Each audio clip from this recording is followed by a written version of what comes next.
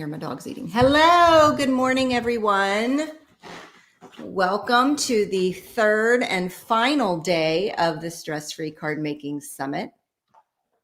It's the last day. I hope you all have been having a good time, and we're always going to go out with the bang on the last day. So this morning, we are joined by Pam Watson of Stellar Crafts by Pam, and she is here to answer any questions that you may have about her presentation or who she is or what she does.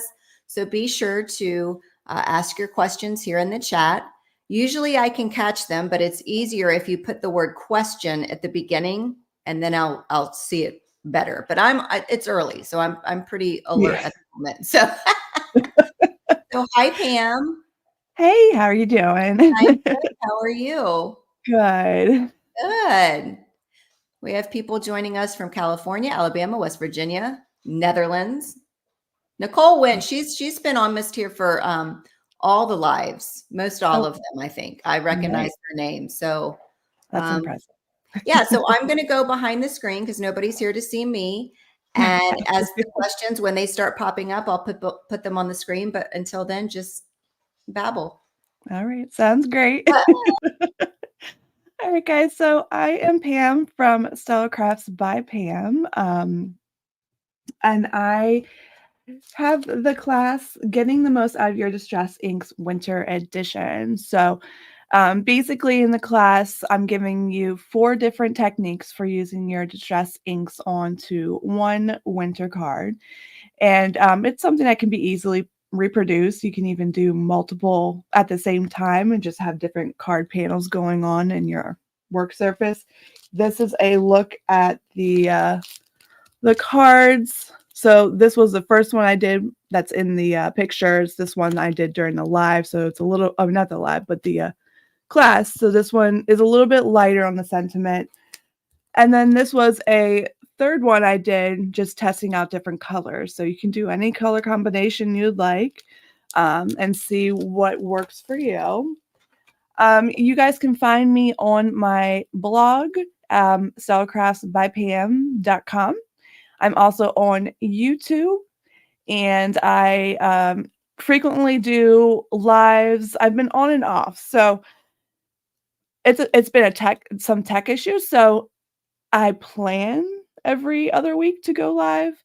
And then I will share the card I'm going to be doing beforehand on my blog and for my email subscribers. So if you subscribe to my email, you'll be the first to know when there's going to be a live and what card I'm going to be doing. You'll get the materials list, instructions, and then that way, once the live happens, you can make the card along with me. All right. And then also, if you have not checked out my blog, be sure to check out my blog. There's some other classes there that you can check out. I have some downloads available. And yeah, just subscribe to my mailing list and you'll get all the recent, most updated things. All right. So do you find the smaller ink pads work best for ink swiping? It doesn't really matter. I think it depends on how much of a surface you're trying to cover. I only use the small ones, just because that's what I have in distress inks. Because of, it doesn't look like a limited space, but I don't have a lot of space for my ink pads. So I have like the large distress oxide inks, and then I have the tiny distress inks. And then I also have some dye inks that are also minis as well. Yeah, so the brand of scoreboard that I was using was a Stampin' Up scoreboard. So I've had this for a while. I used to be a demonstrator like years ago. And I mentioned in the video that I don't use this scoring tool. Sometimes I have a hard time with it staying in the track. So I use the Teflon bone folder to actually do my scoring. And then we'll use that as well to fold my card and get a nice crease on my card. How did I get into card making? So I guess long story short, years ago, like around 2014, I was a teacher, and I decided to sign up for this program basically online where you can swap uh, gifts and projects and stuff with people all over the world. And so one of the challenges I signed up for was a card making challenge, and I had never made a card. So I'd done scrapbooking, I've done paper crafting, dabbled in all other sorts of crafts. But for that, I'd never made like a card fold or anything like that. So, I looked up some videos online and found people like Christina Werner, Jennifer McGuire, things like that. And I followed their instructions and just got a few supplies from the store. I bought a clear stamp, which I'd never seen before. I'd only seen the wooden stamps, and I got some clear blocks. And I put something together. I think I have a picture of that card somewhere, but it wasn't great, but that's okay. Everyone starts somewhere. So I swapped that with somebody else, and just after making that card, I fell in love with it. I think I fell in love with the fact that, with scrapbook albums, it's such a long project to get the whole thing complete. And each page takes a long time. But with cards, it's kind of like a miniature piece of art. Like, you don't have this big space that you have to work on. You do your little art, and then you can send it to somebody and make their day. Like, I think um, snail mail has been, underrated for years. And I think it's kind of coming back now. And I just feel like, it's so nice to be able to receive a card in the mail and so that you're known that somebody's thinking about you, and it's nice. I know I'd rather get a card in the mail than bills. So it makes me happy to be able to create cards and send them out to friends and family. Can you use oxides for these techniques? So the techniques I covered were faux watercoloring. You could definitely do that. Ink swiping, yes. Ink splattering, yeah. And smushing. Yeah, I think you'll get the same kind of results, but it might be a more like dull effect. Just because distress oxides kind of have that like chalky finish to it. Um, I'm not sure how well the inks will mix together, like, on your card, so you can kinda see all the different inks. I don't know if they'll blend more together or, not. I would have to try that, but that's a good idea to try it out and see if it works. Let me know if you figure it out and, it works out. Share some photos in the group. I'd love to see it. After scoring Y fold on the valley side versus the mountain side. Um It's just something that everyone seems to do. I have noticed, though, that if fold on the other side, I don't get as clean of a line. Like, I might get some, like, it's kinda hard to explain. I might get some, like, paper sticking out. It just doesn't look as clean, but, I mean, it's what works for you. If you notice that doesn't make much of a difference, no one's gonna look at your card and say, "Oh, that's folded the wrong way." So, but that's just the one way that I prefer to do. Part 2 of the scoreboard card. Are those pointer thingies on that? Gotcha. So, you're talking about these little things here. Yeah, they come with the scoreboard. I think you get like 3 or 4 maybe. I shake it. There's a storage in here somewhere. But yeah, so I have them set up so it's at 4 1/4 and 5 1/2. So I don't have to look at the little lines each time I put a card on there. It's just right there for me. I love that. And that's kind of one of the reasons I use that scoreboard too. Do you do other types of crafts other than card making? I do paper crafting. I just did a summit over the summer for it was a Cricut Joy Summit, and I created these little treat cards that had like crayons in them. So, um, a couple years ago, maybe like a year or so ago, I had my first baby. So now I'm doing like all these cute little paper crafts and thinking of things I can do with her with like, trick or treating when she goes to school. She can hand out goodies to her friends. So I do all those types of fun 3D things as well. Any other crafts, like I've dabbled in like the diamond dots stuff. I have some crochet stuff, wasn't very successful at that. Creating wax seals, and I play around with my Cricut every now and then. That I kind of use that also to do my 3D projects. My favorite tool, I think that would have to be the Misty.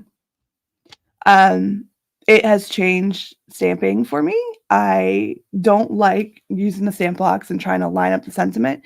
Oftentimes, when I stamp the first time, I make a mistake where it's not inked all the way. So there's no way I can line that back up and try to stamp it again and get a better image. It doesn't work for me. So with the Misty, it's so nice to be able to put your stamp on there and know that if you didn't get the correct, amount of ink on it the first time, you can easily just the stamp right back up and stamp it again to get a better impression without redoing it. My favorite technique, I have a few. I don't know if I can pick just one. I love ink blending. So I do a lot of critter cards with like lawn fawn, mama elephant images, and I create these backgrounds. And usually I'm using either like distress inks, mostly distress oxides, just because I think, cover the paper a little bit easier. It's a little bit more smooth. So I love creating backgrounds first and foremost, like for my critter cards, for just fun other, backgrounds for my cards. I think I would just say that that's my favorite technique.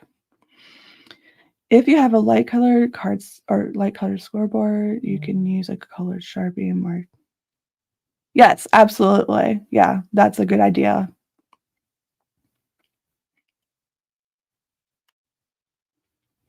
What color ink could I not do without?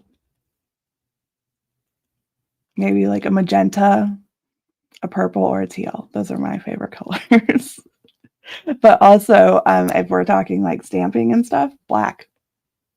I love stamping my images in black and then coloring them in with a medium like Copic markers or watercolor pencils.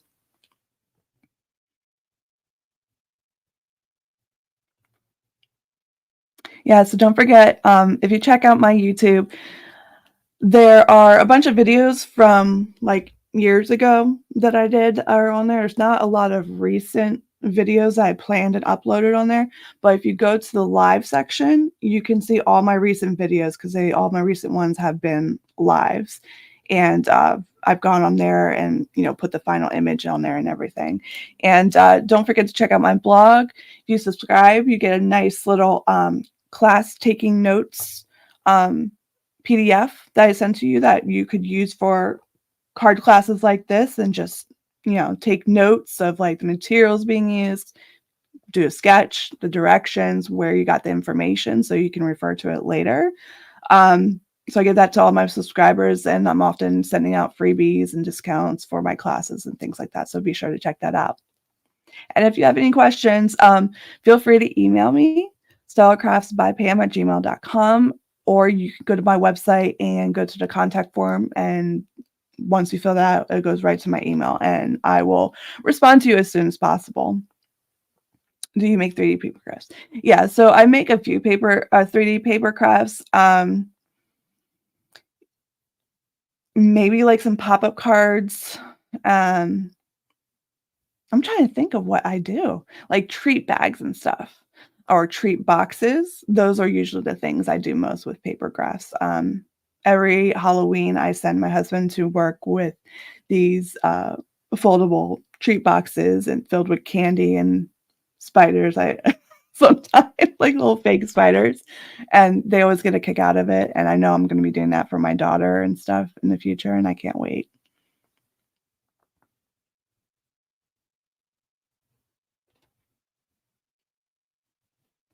What side did you ink on your embossing folder? So on the embossing folder, I'm just going to take a look because it took me a little bit to figure it out. And I know I said it in the video, but I watercolored on you're gonna stump me. I'm gonna just have to check my directions because I'm pretty sure I inked on the actual like when you put your paper in and you want to get the embossed image. No. You know what?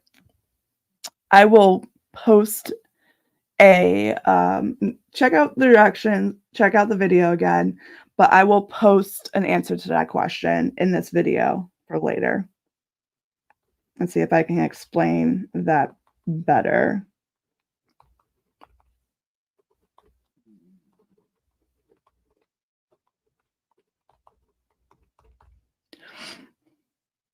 All right, just seeing if you guys have any other questions for me.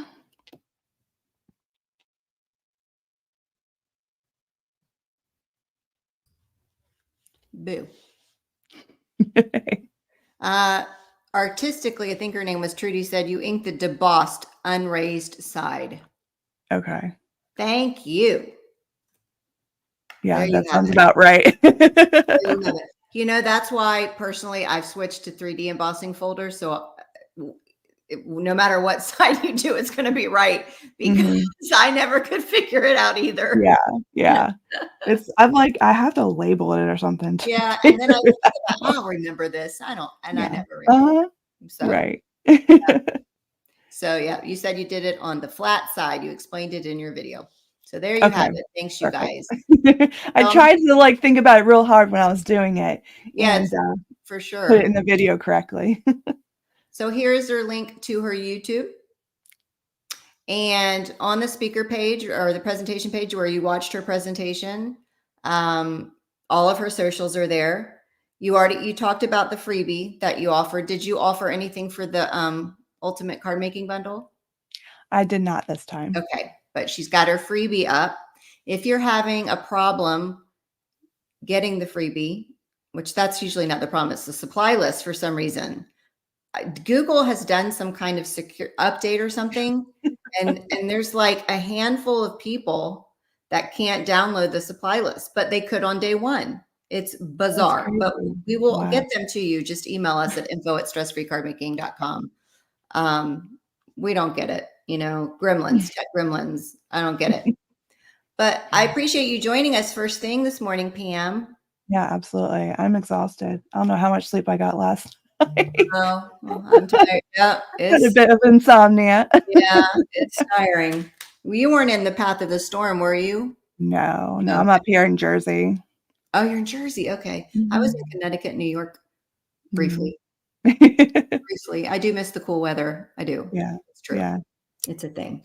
Okay. Well, we're going to let her go. If you guys have any more questions, just you can post them in the Facebook group or email her. She's giving you all her info. Go to her speaker page. And that's it. All right. Next up is at 11 o'clock. We don't have a 10 o'clock speaker today. So next up is 11 o'clock with Joy Baldwin. So we will see you there. Enjoy the summit. Bye. All right. Thanks, guys. Bye.